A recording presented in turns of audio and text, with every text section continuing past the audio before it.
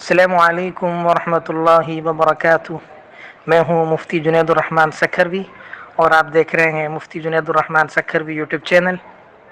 آج بھی ہم حج سے متعلق ایک انتہائی اہم موضوع کو لے کر کے گفتگو کریں گے، اور وہ موضوع ہے رکن یمانی اور ایک غلط فہمی کا ازالہ۔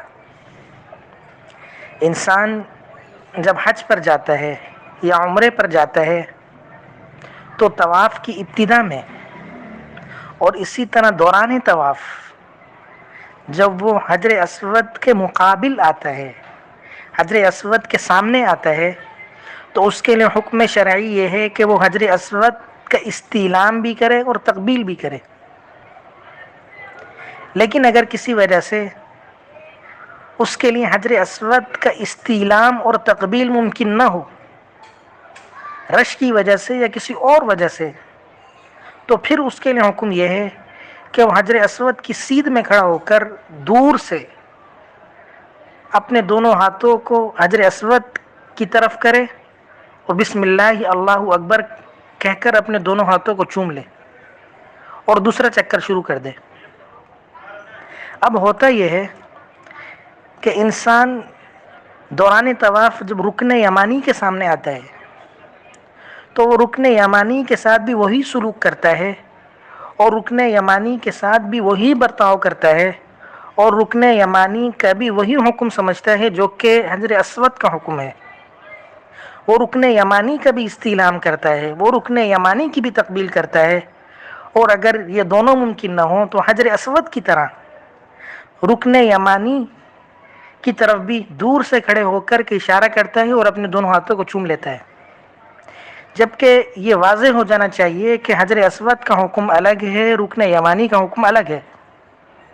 حجر اسود کے لیے تو استعلام بھی ثابت ہے، تقبیل بھی ثابت ہے اور اشارہ بھی ثابت ہے، لیکن رکن یمانی کے لیے صرف استعلام ثابت ہے، نہ تقبیل ثابت ہے نہ اشارہ ثابت ہے۔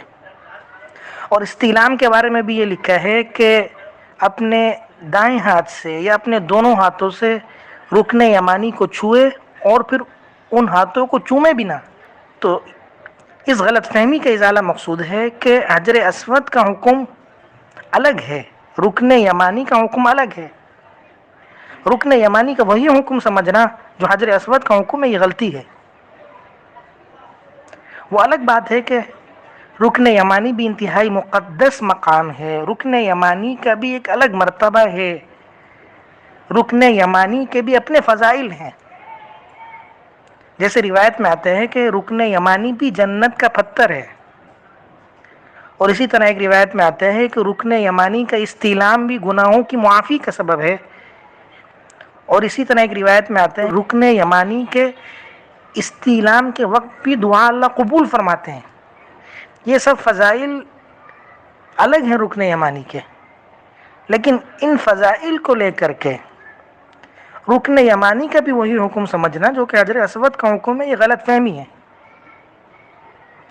تو اسی غلط فہمی کا ازالہ مقصود ہے کہ جو شخص بھی حج پر جائے یا عمرے پر جائے تو مسائل کو سیکھ کر کے جائے اور دوران طواف ایسی کوئی غلطی نہ کرے جس سے اس کے عمرے میں یا اس کے حج میں یا کسی بھی رکن میں کراہت پیدا ہو۔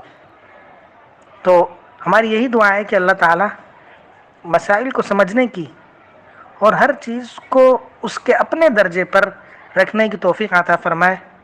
اگر آپ کو ہماری یہ ویڈیو پسند آئی ہے تو اسے لائک بھی کریں، شیئر بھی کریں، اور ہمارے چینل کو سبسکرائب کرنا ہرگز نہ بھولیں۔ والسلام علیکم ورحمۃ اللہ وبرکاتہ۔